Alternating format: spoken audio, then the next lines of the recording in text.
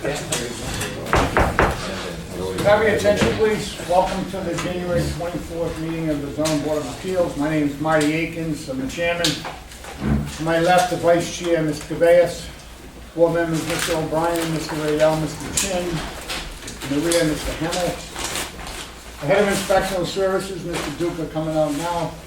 Our clerk to my right, your left, Ms. Murphy. If you have a cell phone or a pager, could you please put on silent or vibrate so you don't interrupt the meeting? If anyone's going to testify tonight, stand up, raise your right hand, please. If anyone's going to testify tonight.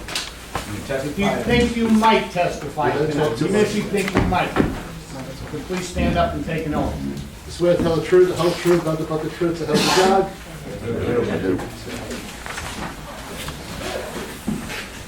Got a motion to waive the minutes? Mr. Chairman, make a motion to waive the reading of the minutes of the January 10th meeting. Second. On the motion, seeing none, all in favor? Aye. Opposed, so moved.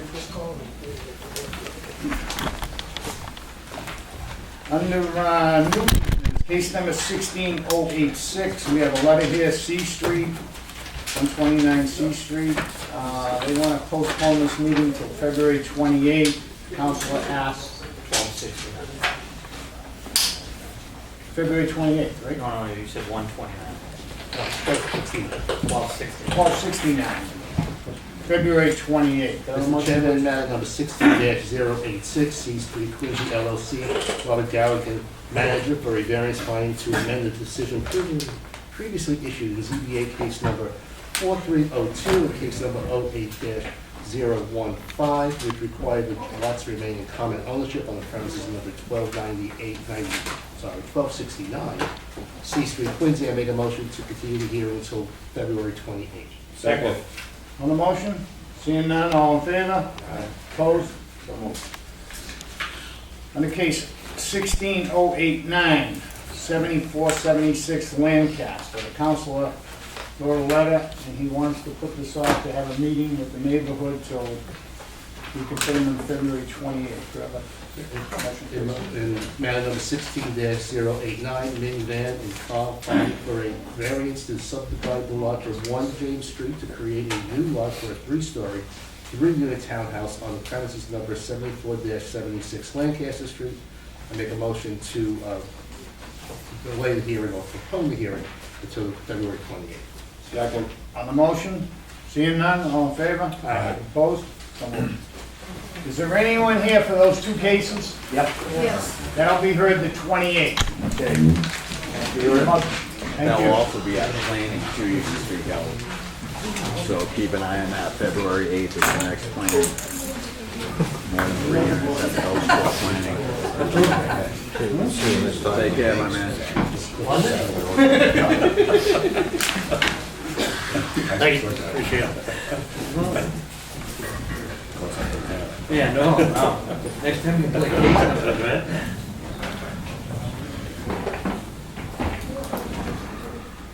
You want to take a seat now? There's plenty of seats here.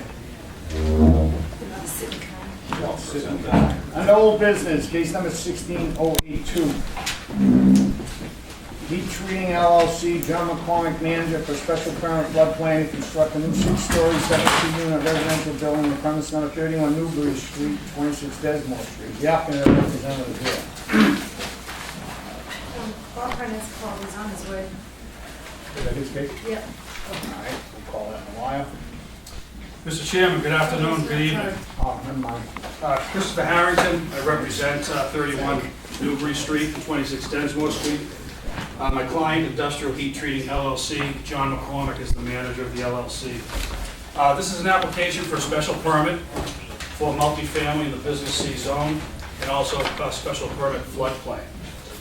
If you notice the ZBA application, the dimensional requirements, this project does not need any variances. This project complies with the dimensional requirements of the city in every respect. We have a 51,000 square foot lot. The FAR of this project is 2.05. The maximum is 3.5. It's only 58% of what the maximum allowable density would be on this site. It's 6 stories, 60 feet, which also complies We have 715 square feet of land per unit. 500 square feet is what's required.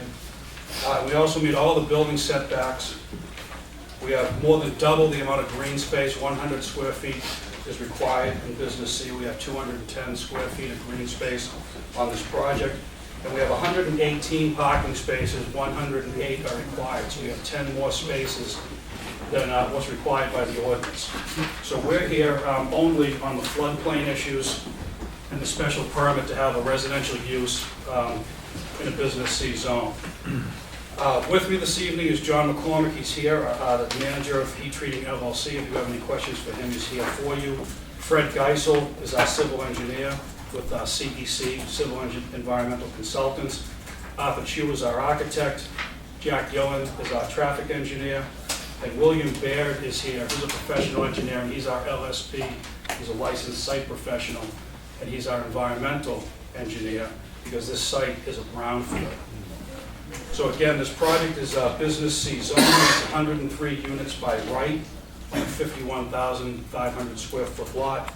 We're proposing 72 units, significantly less than the maximum, 6 stories, 118 parking spaces, and also significantly less than the maximum FAR. This is a contaminated site. The current landowner is in bankruptcy, and they don't have the resources to complete this cleanup.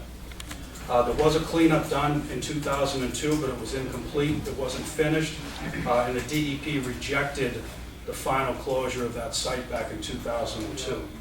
Additional testing was done in 2012, but due to financial constraints, the company did not have the money to pay to finish cleaning up this site. So we're proposing to bring on William Baird as our licensed site professional. He has done work this year in the end of 2016 and 2017 to test the site, to compare what's there today with what was there years ago. And also he's come up with a scope of work for what needs to be done to actually clean this site up. So the place where we are right now as far as the environmental contamination is the property's in bankruptcy, so no permit, there's no money, and there's no cleanup. So that's where we are. We need to get a permit in place so that a commercial lender will lend money to the developer to buy the property and finance the cleanup of this site.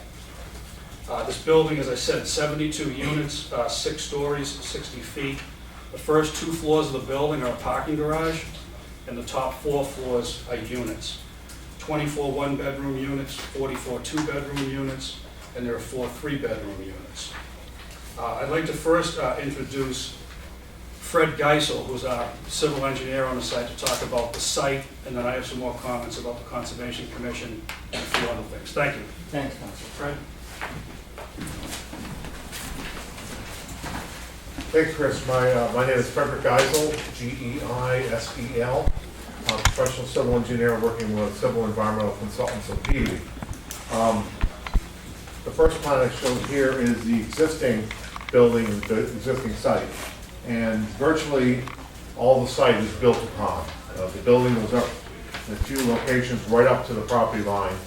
And most of the rest of the area is covered with parking areas or site things with tanks, etc. And the proposed site will be substantially less in terms of coverage of the land. There'll be a lot more of green space around the perimeter. The front area on Newbury Street, a significant amount of green space on the sides of the building, and as Chris said, it will meet all of the setback requirements of the zoning. We'll have the majority of parking spaces will be interior in the covered garages, 2 floors. Provide additional spaces which get required above the requirement, and there'll be some spaces out here for visitors, etc., to come into the building. Number of entrances here on the other side, over here on Densmore Street. There'll be an entrance onto Densmore Street with an entrance into the lower level garage. Very slight grade change from Densmore Street up into this area here, the lower level of the garage. This is where Densmore Street is wider, it narrows down to a 15-foot wide paved and unpaved areas beyond here. But we'll be coming in and out at where the street is wider. On the opposite side, on Newbury Street, we'll have a ramp from Newbury Street up into the second level of the garage. Starts out a little bit higher level on Newbury Street, and we go the ramp to the second floor. This ramp will be heat treated so that it'll melt snow in the winter time. Because it's a relatively steep ramp, so we'll make sure that's completely free of ice and snow.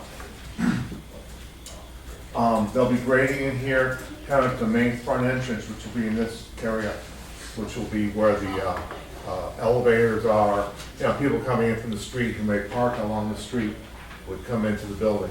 We're also going to put a sidewalk the full length of the building on the property, on the outside public street, because Newbury Street is fairly narrow right of way. It's only 33 feet wide. So to keep all that whole area for traffic and people to park, we're moving a sidewalk up here off of the property, and we'll even have a handicap area here where someone can pull up a bus or a van, picking up people and running them off, and then there's a ramp that goes up into the building, meeting all handicap requirements. We've done the hydrant flow test for the water, and we're going to be replacing the water line on Newbury Street with a larger diameter line coming all the way from Newbury Street, from Hancock Street, all the way down, and then loop it around the building and tie it to the existing main, which is on Densmore Street. So it'll be continuous, water loop, no dead ends. Replacing the hydrants. I think there's one hydrant on Newbury Street up there. We're replacing the hydrants, so we'll have all new hydrants and a new main. The building will be completely sprinkled, so we won't have any issues with fire protection. We're also tying in the sewer on Newbury Street. There's a fairly flat sewer on Densmore Street. We're not going to tie into that.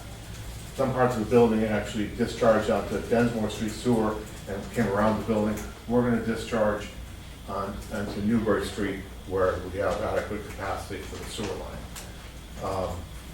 The gas line we brought into the building, so we'll have basically the full complement of all the utilities will be upgraded.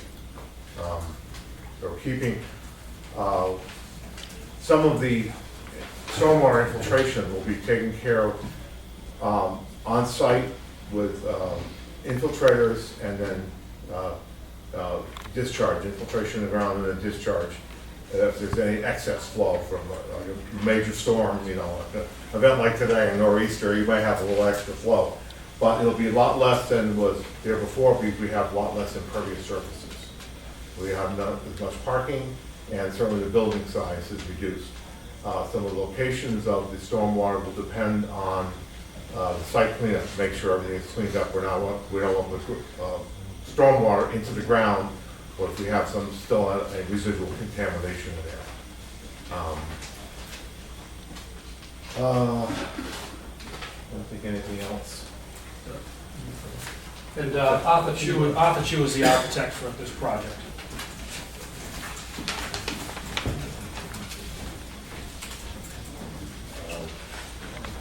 Thank you. This building is,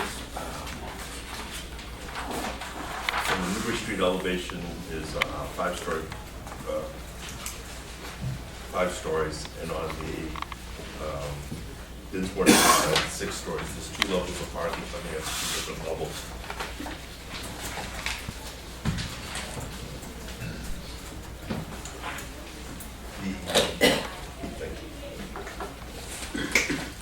What we've done is 18 units per floor. We have a mix of rooms between 900 and 1,569 square foot units. There are 24 one-bedroom units, 44 two-bedroom units, and 4 three-bedroom units in the project.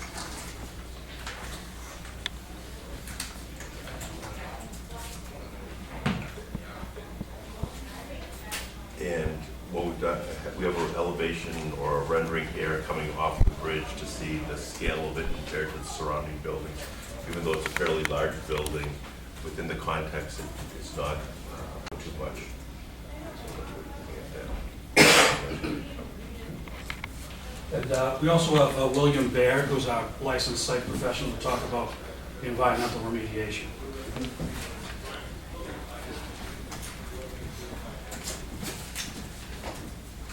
Hi, my name's William Baird. I live at 111 Summer Street in Situate. I'm a licensed site professional and a registered engineer. This is a brownfield site, and I have a little handout that can show you what can happen when you have a brownfield site with the, did I just run out of pictures? No, I could not have done that. We can share. Okay. I apologize. Sincerely.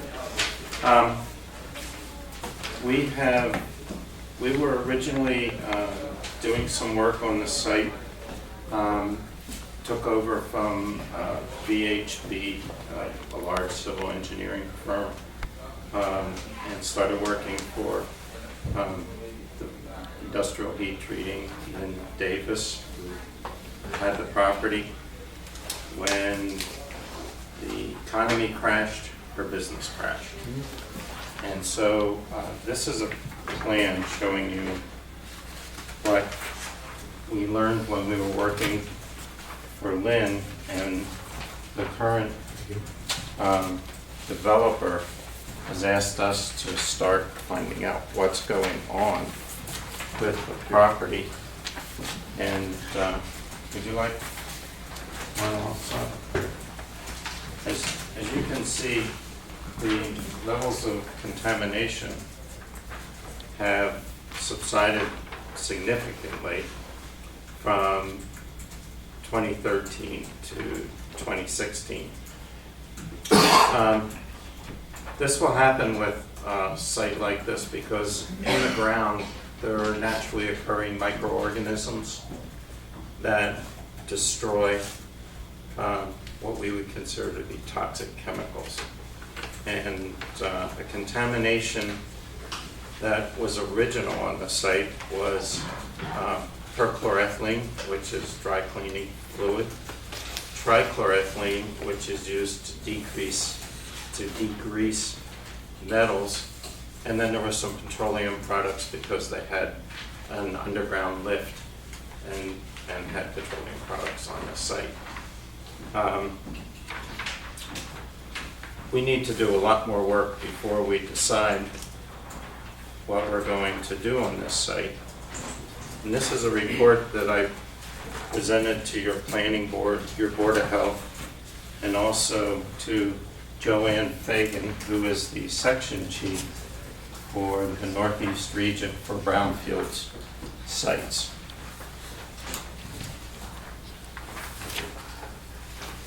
The DEP is very concerned about sites that are contaminated with chlorinated solvents. And from my point of view, that's a good thing because we will be working with Joanne as we go forward, cleaning up the site. And on petroleum sites, you don't get that benefit. The DEP lets you go, the LSP files the final report for the cleanup. The DEP has 5 years to audit the site. They are required by regulation to audit 20% of all sites that are closed in Massachusetts. And recently they have concentrated on the chlorinated sites, petroleum not being as serious a contamination as the chlorinateds. In this report, you'll see many, many ways that chlorinated sites can be cleaned up. The most popular is called in situ chemical oxidation. And what we do is we basically put in hydrogen peroxide is one of the common oxidants. And what it does is it breaks apart the chlorinated solvents. The chlorine becomes chlorides, and then the petroleum products that are left are destroyed by either by the chemical oxidation or by microorganisms that are in the soils and the groundwater. We need your obviously the client needs your approval to go ahead, otherwise this site will remain the way it is. Joanne Fagan is so interested in this, she actually came down and met with your Board of Health and the Planning Board to, from my point of view, encourage the city to go forward so that money would be available to clean up the site. Any questions at all? No, but nothing came from, there's nothing in the wetlands that said from this site, correct? To our knowledge, there's nothing in the wetlands, but we do have to do an investigation in the wetlands. And I made that representation to your Conservation Commission. When we were first on this site, we did some work bordering the wetlands. And I met with your agent at that time.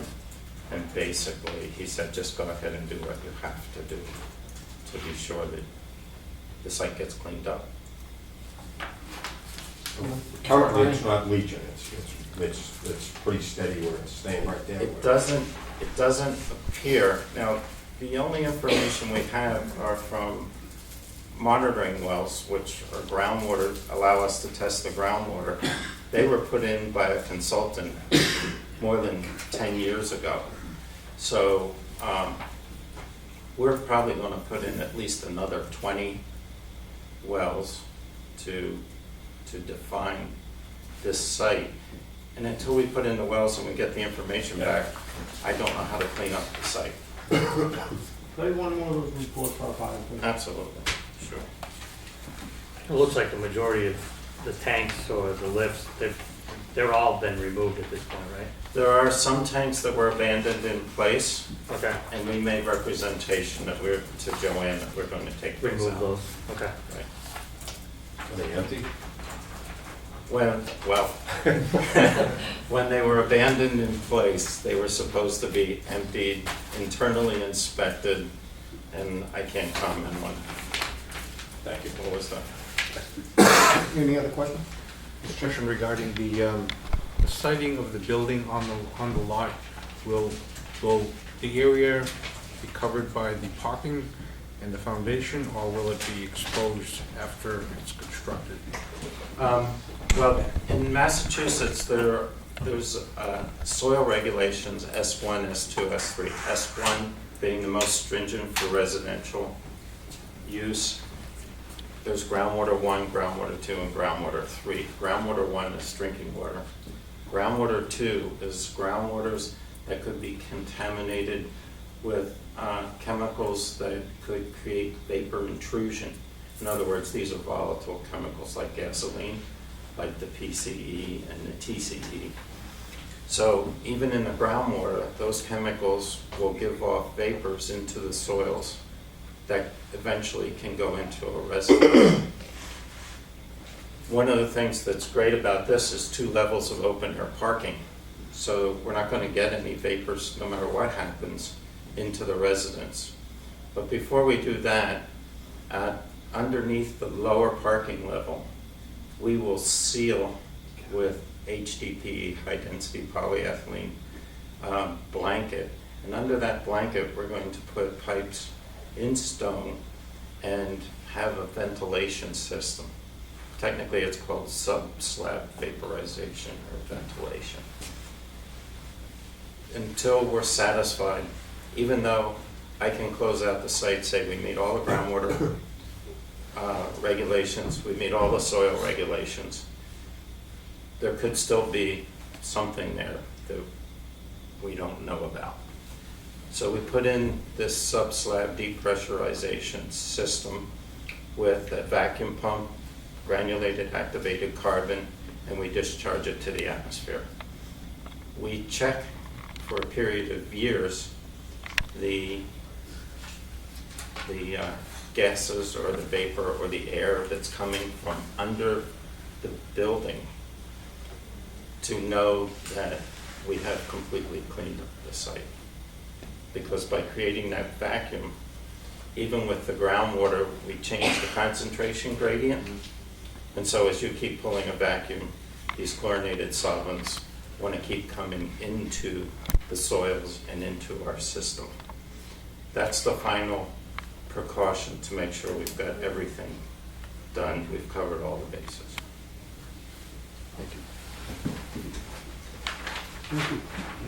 So, Mr. Chairman, this project has to be approved by you, the zoning board. It was approved by the Conservation Commission. We filed a notice of intent back in November, and we received an order of conditions approving this project.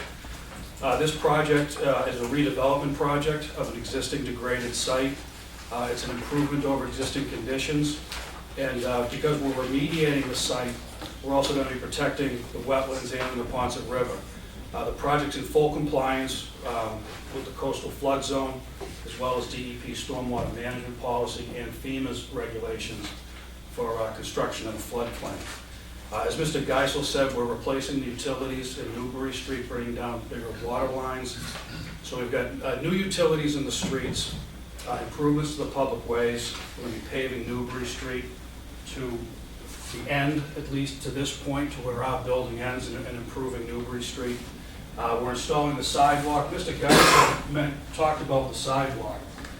I think the most important point about the sidewalk is that we're putting the sidewalk on our property, so that the entire 35-foot way, which is Newbury Street, is not taken up by any of the sidewalk.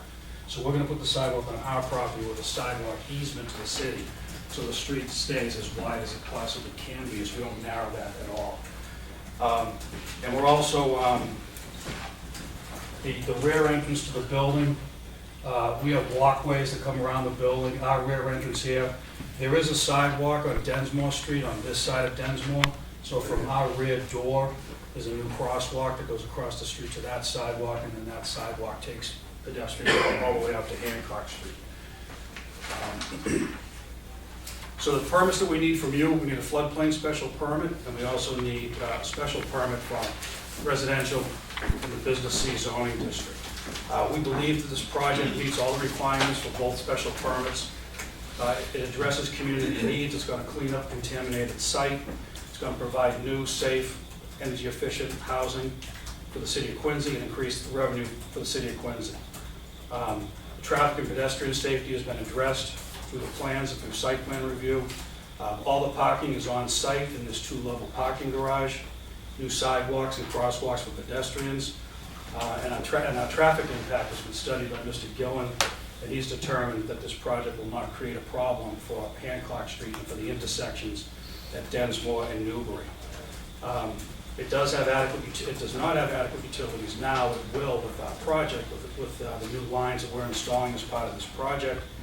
And in terms of the neighborhood character, this is a commercial industrial neighborhood. This is going to be a beautiful new residential building. And so I don't think it's going to damage the character of the old commercial buildings in the neighborhood. As far as the natural environment, this is going to be an improvement to the natural environment, especially for the buffer zone to the Ponset River, as well as the buffer zone to the wetlands. And on the fiscal impact, it's a positive project because it's going to provide tax revenue for the city of Quincy. All of the construction on site is above base flood elevation. There's no living area below base flood elevation. And so it complies with the floodplain special permit. If you have any questions, we're here. Also, you're going to have the heated driveways and stuff. What are you doing for renewable energy in the building?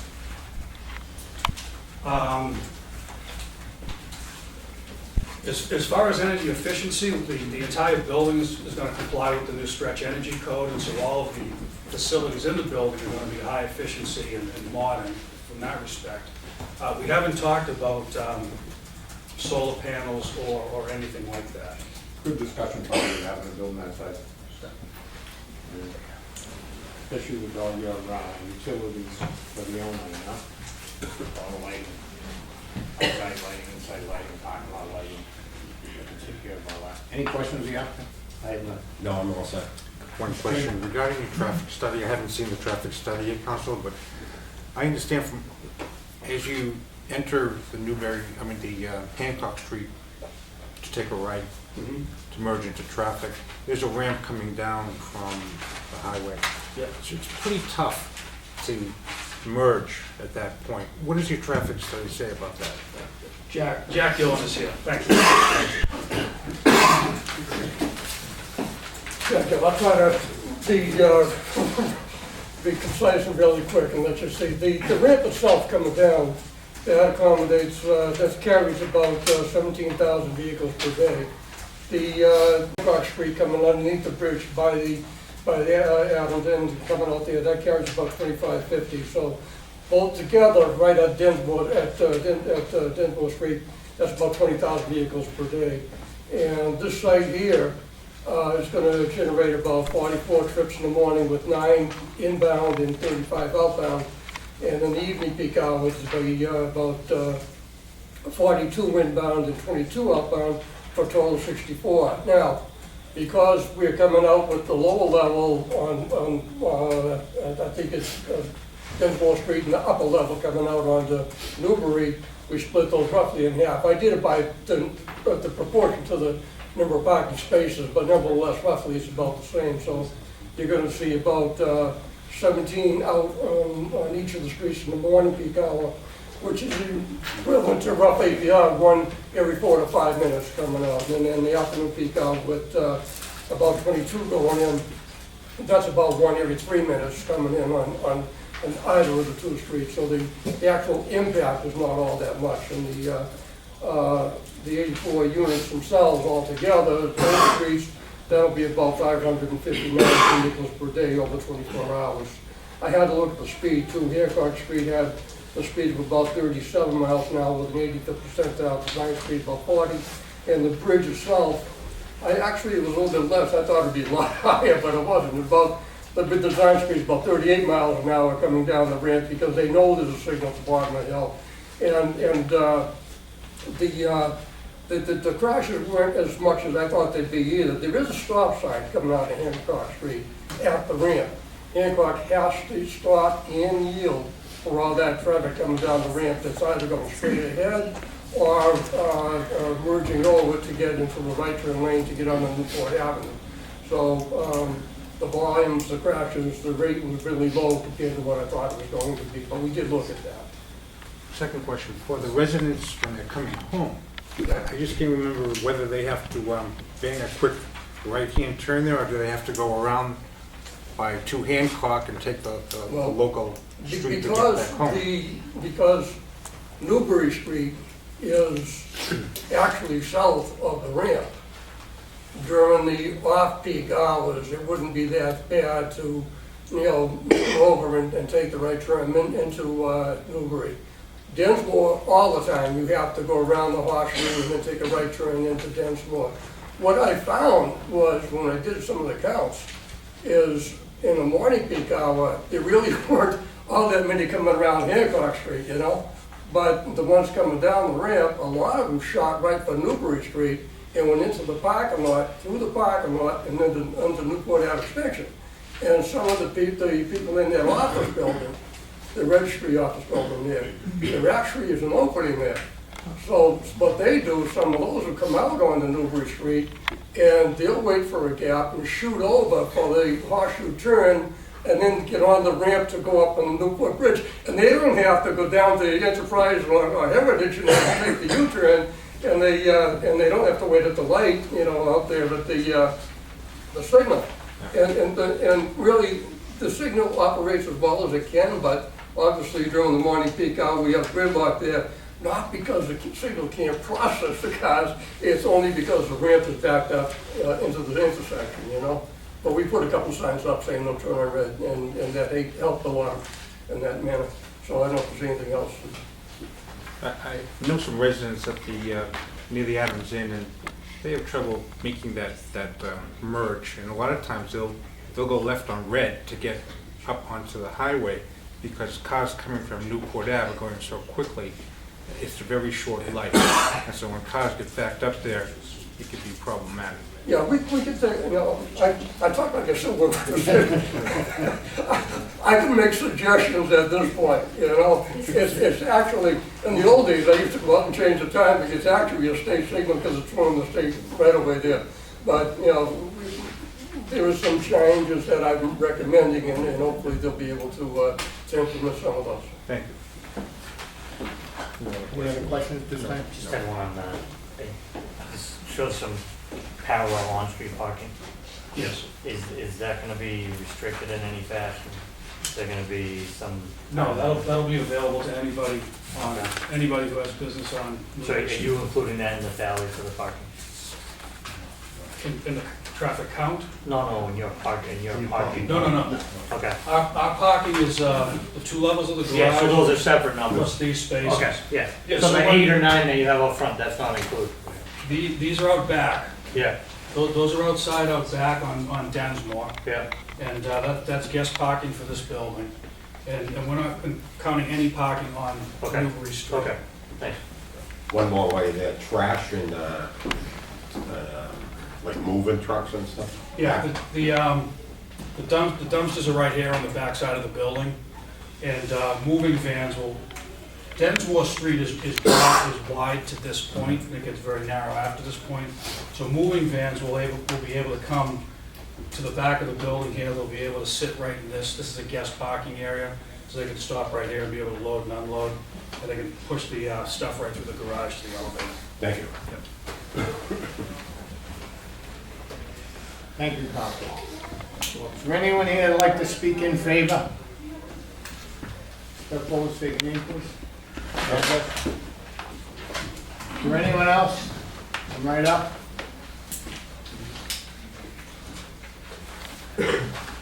Hi, my name is Brendan Flynn.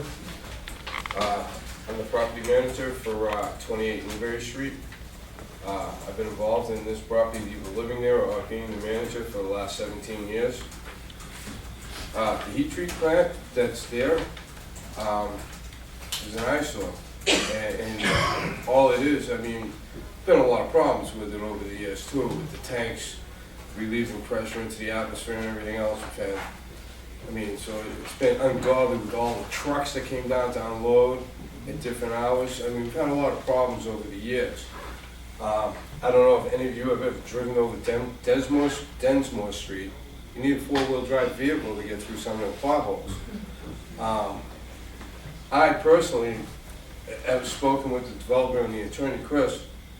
They've reached out backwards for us. They've been more than accommodating for any of the things we've needed. And all I see is nothing but improvements to the site. And I'm all in favor of it. They're great people to work with, and I don't think you're gonna have a problem with them. I suggest let's go. Thank you, Mr. Flynn. Is there anyone else want to speak in favor? Second call, third call.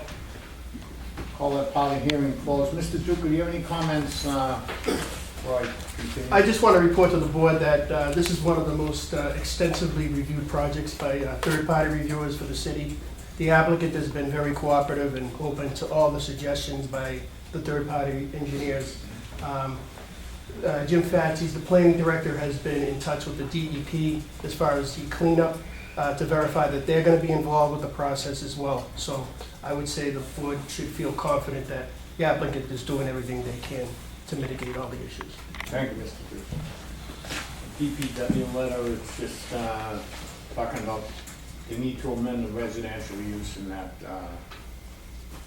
instead of business city. All right, and no other comments. Is there anyone opposed or undecided? Opposed or undecided, first call, second call, third call closed. Do I have a motion, please? I'll be voting in favor. Should make any comments. I think it's going to be nice that it's cleaned up and spending the money to get that stuff cleaned up. And thank you for doing that. Any comments, Mr. Rich? Sure. I'm not sure if I like clean stuff. No, I like dirty stuff. Cleanup is the main point. Yeah. I don't see anybody coming along with matching this cleanup. In favor? In favor? Have a motion, please? Mr. Chairman, in matter number 16-082, Heat Treating LLC, John McCormack, manager for a special permit floodplain to construct a 6-story, 72-unit residential building on the premises number 31 Newbury Street and 26 Denmore Street in Quincy. Make a motion to grant the special permit and the floodplain. Second. On the motion, seeing none, all in favor? Aye. Opposed? So moved. Thank you very much.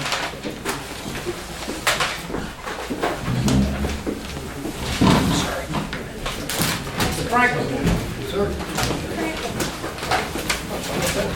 She's back here for one second. Second for your dogs.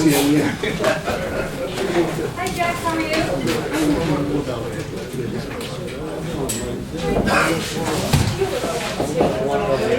Yeah. Brother, tonight, That's what I was thinking. new business.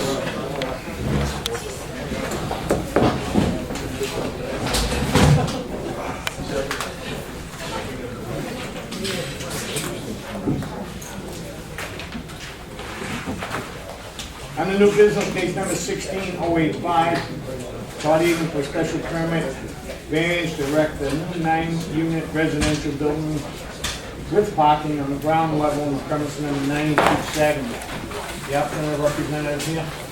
Yes, Counsel? John Kavanaugh will be here in the presentation. You have the floor. Attorney Tom Kavanaugh, also present is Mr. Egan, who's the applicant, the trustee of the Sagamore Street. Mr. Chu is here as well, he's the architect on the project.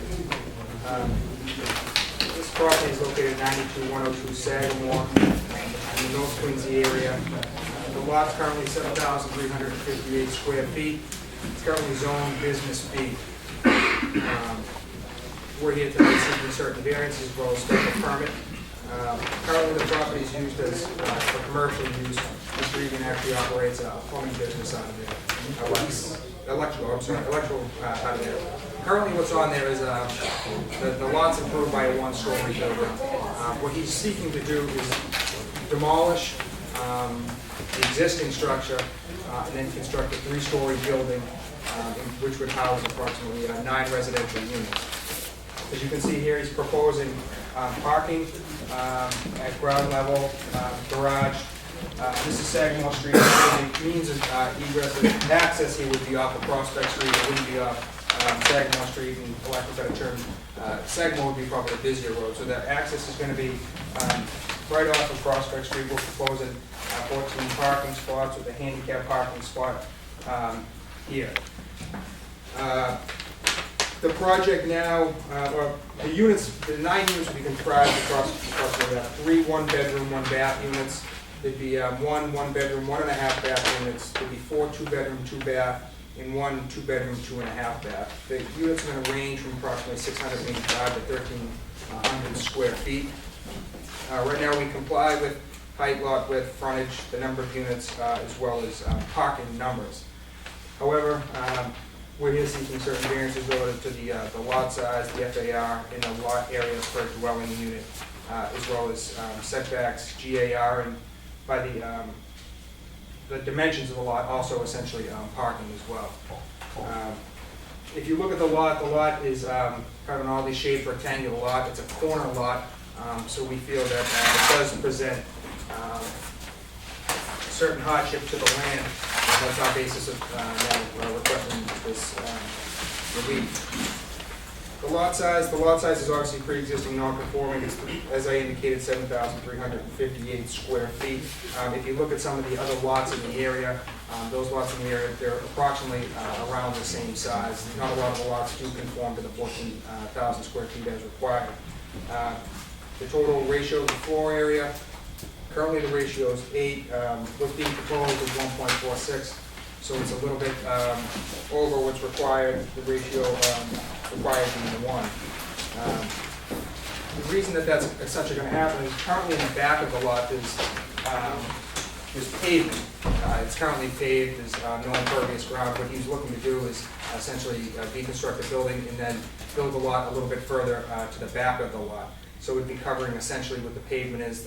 That would be the increase in floor area to lot area. It's not that he's covering green space or anything like that. As indicated, there's existing pavement there. So we'd request a finding and a variance for that. As well as the next would be the minimum lot area per dwelling unit. Currently, there's no dwelling units in the property, as indicated. It's commercial use. The project would be 818 square foot per dwelling unit, where the requirement's 1,800. If you look at some of the surrounding lots there is a building there that I think houses approximately 12 units there. And you look at those calculations, I think that this is pretty similar to that. in addition, a lot of the structures around there aren't residential in nature. There are some commercial businesses in that area.